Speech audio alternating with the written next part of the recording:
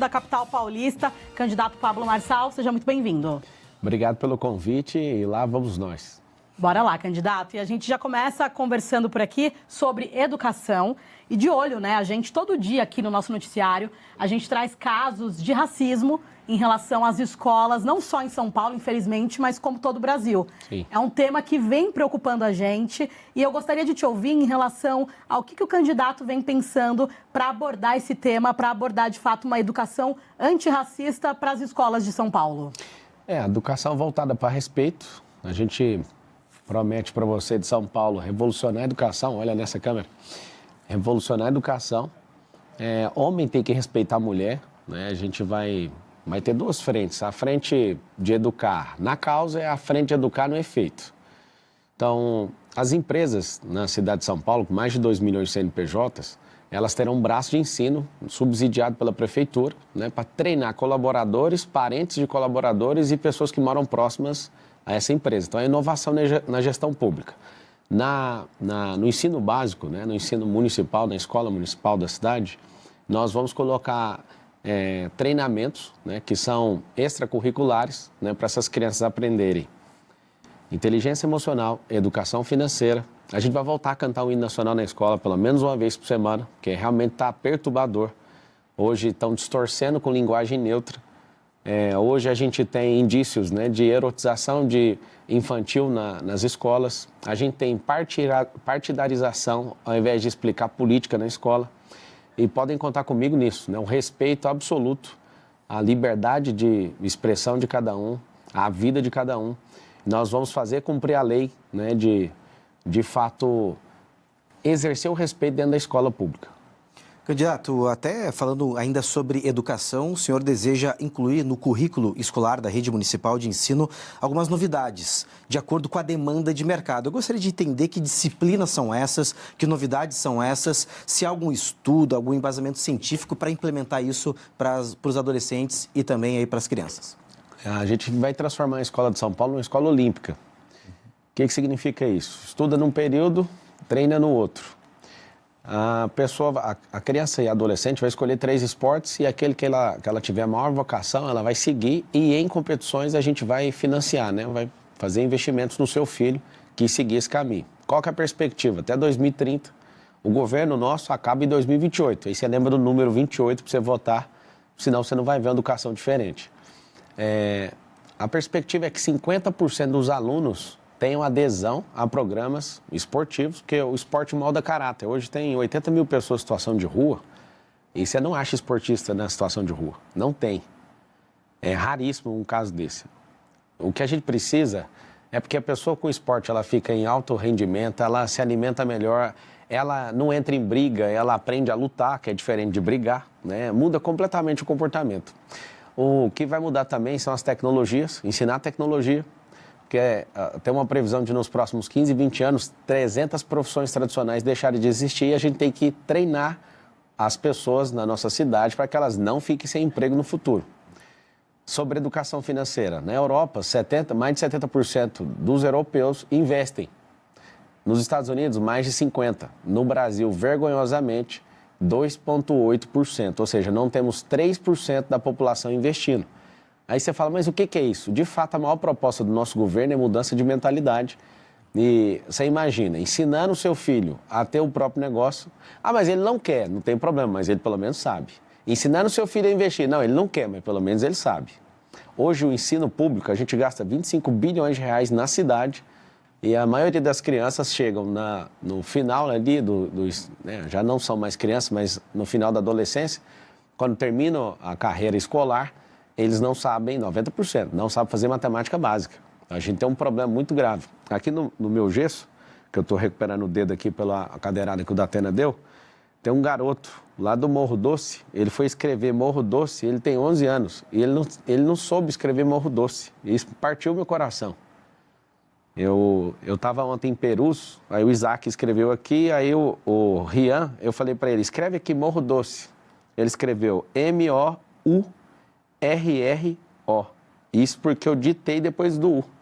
Ele foi escrever, ficou sem graça, e eu falei, poxa, mano, um garoto de 11 anos de idade não está conseguindo escrever. Mas, candidato, nessa sua proposta não deveria ter também um programa de capacitação para os professores? Claro. Como é que um professor de matemática também vai ensinar educação financeira? Como é que vocês vão transportar isso para dentro do ambiente escolar? Então, no começo, a gente tem 2 milhões de empreendedores. Nós vamos trazer um trabalho voluntário desses empreendedores para eles ensinarem. Não tem como cobrar empreendedorismo se não está na grade, né? Muito bem a pergunta, muito boa. Então, naquilo que eles ainda não têm na grade deles, a gente vai fazer essa reciclagem, eles vão participar disso junto, nós vamos trazer gente para ensinar na rede pública. Eu mesmo, eu tenho rede de escola privada, eu tenho uma vontade de fazer, eu faço isso nas escolas, né, de mandar executivos, de ir lá explicar sobre esses assuntos que são extra. Eu quero, até alguns governantes nos Estados Unidos fazem isso também, visitam bastante a escola. A escola é o lugar onde a gente está treinando o cidadão para o futuro. E, candidato, agora falando de um outro tema também, que a gente infelizmente traz todos os dias no nosso noticiário, que é em relação aos casos de feminicídio. Infelizmente, na capital paulista, nós tivemos um salto de casos de mais de 40% e até juízas, especialistas no assunto falando que também isso se deve por conta do enfraquecimento de políticas públicas em relação à violência contra a mulher, em relação ao combate dessas práticas. Na sua gestão, qual vai ser a estratégia a ser usada para combater de fato o feminicídio, para que as mulheres se sintam cada vez mais seguras? É uma inovação de novo na gestão pública.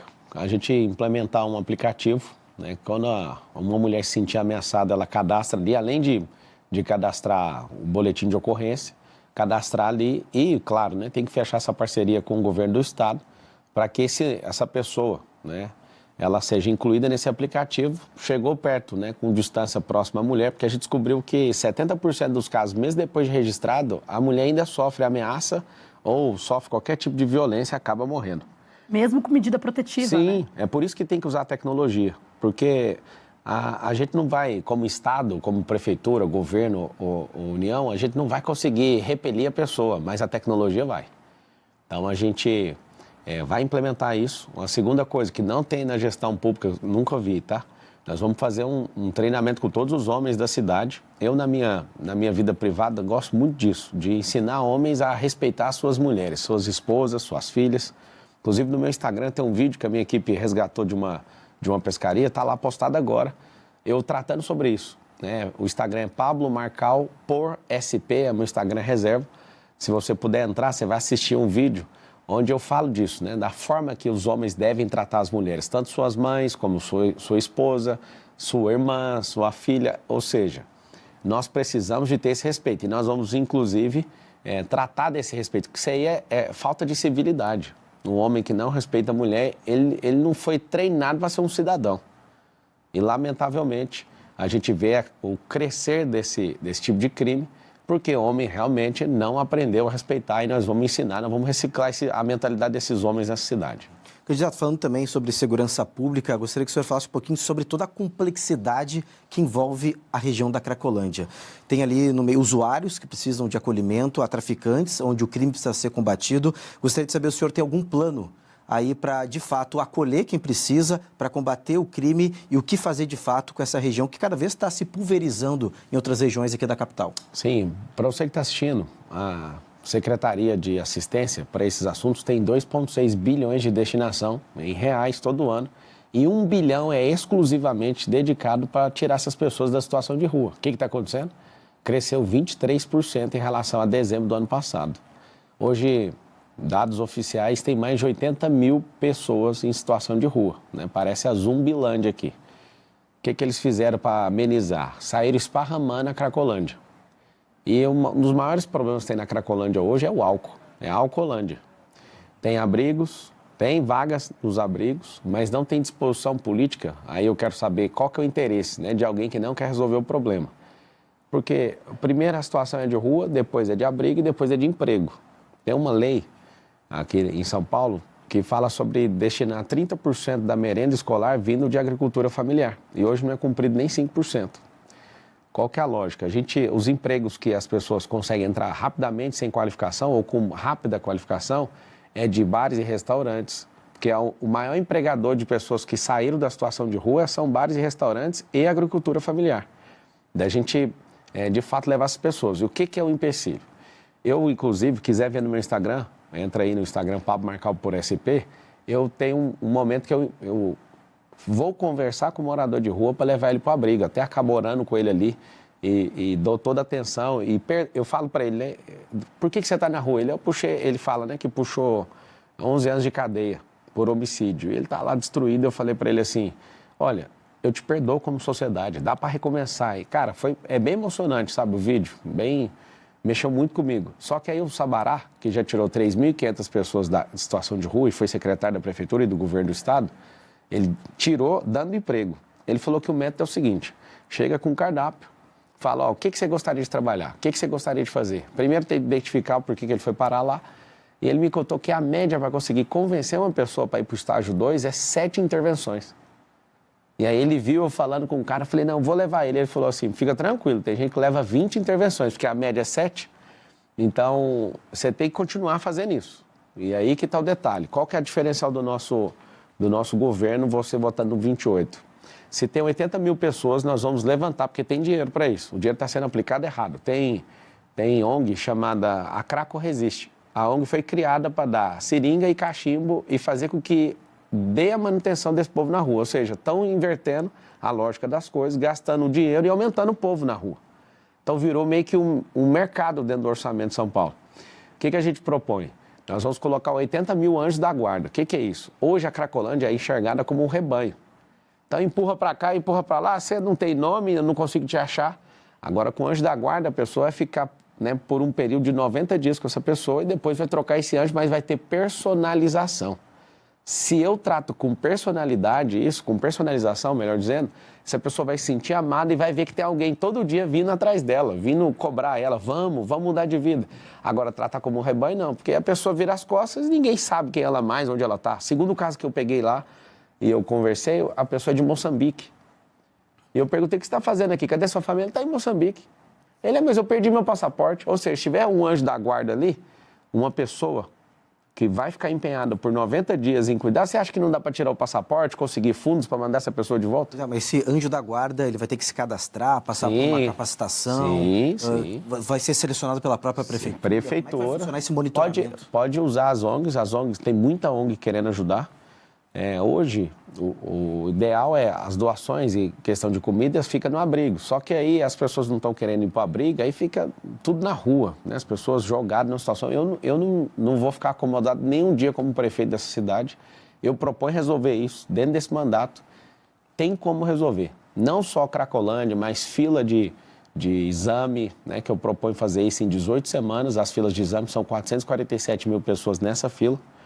Eu falo para você que tem que ter disposição. Não pode ter companheirada, não pode ter loteamento de prefeitura. Eu chego até aqui sem gastar R$1 de dinheiro público, sem tempo de TV, e até agradeço o tempo aqui na TV, sem rádio, sem padrinho político, sem ter entregado nenhum cargo para ninguém. Não estou devendo nada a não ser para você, que é o povo. Por isso eu te peço, eleja o primeiro prefeito da história de São Paulo sem usar dinheiro público. Os 4 que estão na frente, os 5, excluindo a minha pessoa, estão gastando mais de 100 milhões de reais, ou seja, estão gastando o nosso dinheiro para ver se consegue fazer propaganda enganosa, para ver se toma seu voto, com tanto marqueteiro multimilionário no dia 6 de outubro. Vote no 28. E, candidato, falando um pouquinho mais ainda sobre segurança pública e até trazendo os dados recentes por aqui, um estudo mostrou que um carro é roubado ou furtado a cada 5 minutos na cidade de São Paulo. E o bairro do Tatuapé, na Zona Leste, está figurando ali a primeira posição e depois vem com um bairro da região sul, mas ainda tem mais 6 bairros da Zona Leste. Qual que é a estratégia para a gente diminuir esse número, para a gente trazer mais segurança de fato, olhando até para a questão da Zona Leste?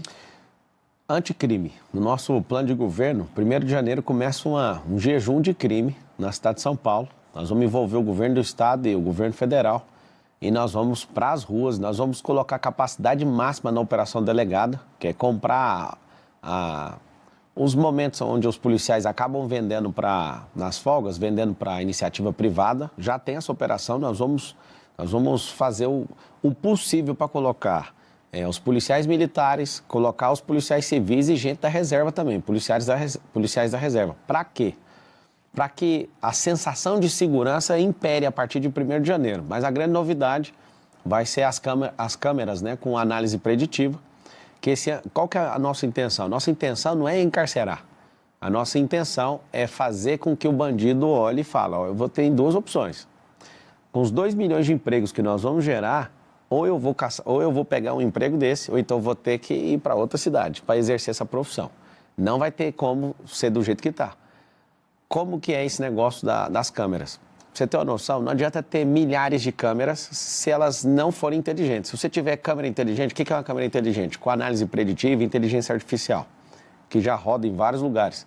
Existe um pré-crime onde todo tipo de furto, de roubo de celular, de carro, de gente, esse roubo ele é cadastrado e aí existe um comportamento antes do crime.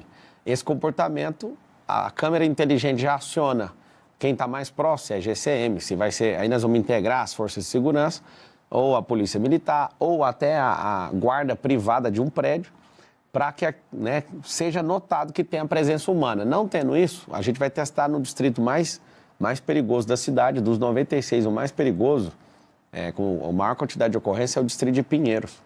Então, nós vamos colocar abordagem também com drones, que ficam interligados a isso. Então, a pessoa vai ter uma sensação absurda de, peraí, aqui não dá para fazer isso mais. Então, esses roubos, a gente também tem que ir com parceria com o Estado e com a Polícia Militar e Civil, ir atrás de desmanche, saber para onde está indo. Nós precisamos tratar a causa, o gerador de receita da bandidagem é falta de emprego e educação errada. O efeito, para onde está indo isso? Nós vamos tratar isso, porque se você não rastrear para onde o celular vai, igual a Cracolândia, se você não frenar a entrada, que é a questão das pessoas servirem droga lá, não tem como resolver. Então, vamos tratar causa e efeito, mas de verdade, votando no 28, nós vamos resolver isso aí. Mas essa proposta da utilização de drones para a segurança pública é viável, de fato? Funciona na Califórnia, às vezes você está ali e pensa, poxa, eu estou na estrada aqui e ninguém está vendo. Você passa da velocidade, o drone já vem e todo mundo tem um temor absurdo. E a promessa é testar primeiro em Pinheiros, para todo mundo ver funcionando. Um grande erro, às vezes, de usar tecnologia na segurança pública é fazer contratos multibilionários e depois a população sentir que aquilo está vigiado demais. Então, a gente vai fazer esse teste e isso é uma coisa que respeita o cidadão. O cidadão vai falar, caramba, isso aqui realmente funciona. Então, nós vamos replicar para os outros 95. Em relação a custos, é viável? Com certeza. Nós temos 12 milhões de pessoas e 12 milhões de pessoas não há segurança pública que resolva a não ser com tecnologia. Lá em Londres, para você ter uma noção, tem milhares de câmeras e tem problema do mesmo jeito que em São Paulo, só que não é câmera inteligente. São Paulo tem menos de 20 mil, só que não é, a pequena parte tem inteligência nessas câmeras, a maior parte não tem, ou seja, não resolve o problema de segurança pública. Saber que está sendo filmado para usar num processo com a sensação de impunidade que existe aqui no Brasil hoje, a pessoa fala, não estou nem aí, mesmo sendo filmado, e vai lá e faz. E, candidato, nos últimos tempos, até mudando um pouco de assunto por aqui, todos nós estamos sofrendo no que diz respeito à qualidade do ar em São Paulo, com São Paulo aí registrando em primeiro lugar no ranking de péssima qualidade do ar. Qual que é a proposta para amenizar isso? Se até a questão de rodízio, de ampliação de rodízio de veículos seria uma estratégia usada pelo candidato, como que visualiza? A cidade precisa ter uma cultura de plantar árvores, nesses 1.460 dias com a ajuda do povo, da iniciativa privada, a gente quer plantar 3 milhões de árvores na cidade. Nós precisamos atentar e precisamos do socorro do governo federal e do estado em relação às queimadas, porque esse ápice no ar foi, de fato, em relação a isso. Nós precisamos do governo do estado para aprovar isenção de IPVA de carro eletrificado, o ideal seria por 10 anos. Por que eu falo isso? Porque a gente tem uma frota de carro, de 7 milhões de carros, que não são eletrificados. Os ônibus, quase 5% dos ônibus são eletrificados, são 12 mil. A gente precisa de combustível verde na cidade. Então, todos os dias, é assustador, O ar, o esgoto a céu aberto, gente na rua, xixi, fezes. Então, para a gente trabalhar isso, uma das soluções mais inteligentes, que é essa descentralização do emprego, nessa capilarização, nós vamos criar um circuito empresarial de 120 quilômetros. Para você ter uma ideia aí, para você situar, hoje a cidade de São Paulo, em volta dela, tem um rodoanel. São 177 quilômetros. É como se você diminuir 50 quilômetros dessa circunferência, vai ter uma faixa dentro das periferias, toda a região periférica de São Paulo, vai ter empregos e nós vamos trazer benefícios fiscais para as empresas que, de fato, tiverem mais de 80% dos seus funcionários do próprio bairro. Ou seja, só de ter esses 2 milhões de novos empregos, a gente já vai diminuir o fluxo na cidade. Os bolsões de estacionamento nas 10 entradas de rodovia, Castelo Branco, na Dutra, na Fernão Dias, na Bandeirantes, na Anguera, serão estacionamentos porque hoje entram 500 mil carros. E a maioria desses carros não são utilitários, entra 1 ou 2 pessoas no máximo. Essas pessoas vão parar nesses bolsões e dali vai sair transporte tanto por ônibus como por teleférico, num segundo momento, para que integre a rede de transporte. Isso vai ficar mais barato para a pessoa, menos estressante e vai melhorar a mobilidade. Vamos colocar faixa de via expressa controlada por tecnologia, que vai poder ir um pouco mais rápido à esquerda de quem tiver 2 ou mais pessoas dentro do carro, tem que ter, igual funciona muito bem na França e na Europa.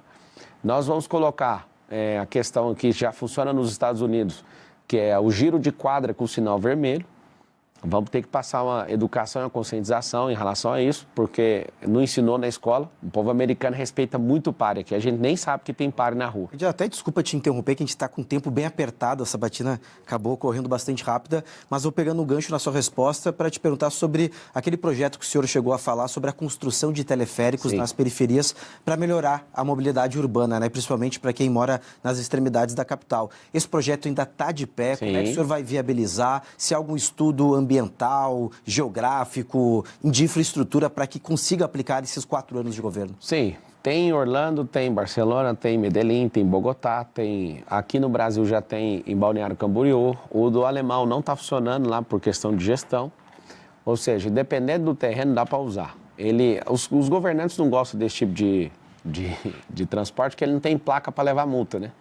Mas ele não para nas esquinas, ele é o transporte mais seguro do mundo. A gente que tem o trânsito mais violento do país, espere o transporte mais seguro do mundo, que é elevador na horizontal. Ele vai de 18 a 22 km por hora e vai numa constância. E esse projeto é para as periferias, que elas não têm investimento do Estado. Inclusive no meu Instagram eu postei agora há pouco, mostrando como que vai funcionar isso. Você pode entrar em Pablo Marcal por SP no Instagram. Depois eu vou abrir uma caixa de perguntas aqui e já vou responder para você, que está acompanhando. E é 100% viável, vai ser parceria público-privada. E a intenção é que as pessoas que moram nesse lugar não paguem. E a gente quer transformar as comunidades, aí está no nosso plano de governo, Comunidade Forte, a gente quer transformar essa comunidade num centro de empreendedorismo, num centro olímpico, gastronômico, hoteleiro e fazer com que a cultura de cada uma dessas quebradas sejam de fato divulgadas para que as pessoas usem. Todo mundo vai querer usar e todo mundo vai querer entrar nas comunidades para abençoar vocês. Beleza, candidato. A gente está chegando aqui na etapa final, a gente tem mais 1 minutinho para suas considerações finais.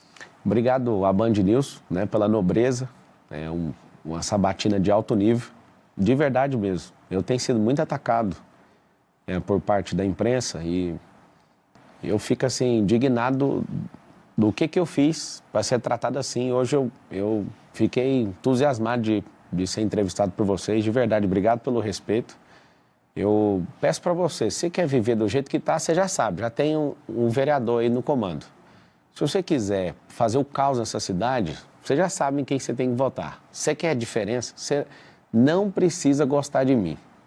Mas eu sou o único que carrega essa cidade para o futuro. Eu tenho certeza e o único que pode fazer você prosperar. Então eu peço para você, e deixo bem claro, eu não vou te decepcionar. Eu sou um servo dessa cidade e eu quero levar São Paulo de volta para o futuro e fazer a mentalidade do nosso povo mudar a ponto de, até 2050, a nossa nação ser a mais próspera da Terra. E São Paulo conseguindo, nesses próximos 4 anos, o Brasil inteiro vai copiar. Volta no 28 e faz o EMEI. Obrigado. Obrigada, candidato. A gente ainda tem mais 30 segundinhos para ser justo, com o tempo que a gente também já compartilhou com outros candidatos por aqui. E bem rapidinho, alguma mudança na estratégia agora, reta final de eleição? Na verdade, é ir para a rua, ver o povo. Eu estou transtornado de ver o tanto de gente fazendo M. Eu quero falar para você, não tenha vergonha. Nós vamos vencer no primeiro turno. Eu peço para você colocar seu coração empenhado nisso. É nós contra eles. É só a gente, Deus e o povo, e nós vamos vencer. Deus abençoe vocês. Obrigada, então. Nós recebemos aqui o candidato à Prefeitura de São Paulo, PRTB, o candidato Pablo Marçal. Muito obrigada pela sua participação. A gente vai para um rápido intervalo e daqui a pouquinho a gente está de volta.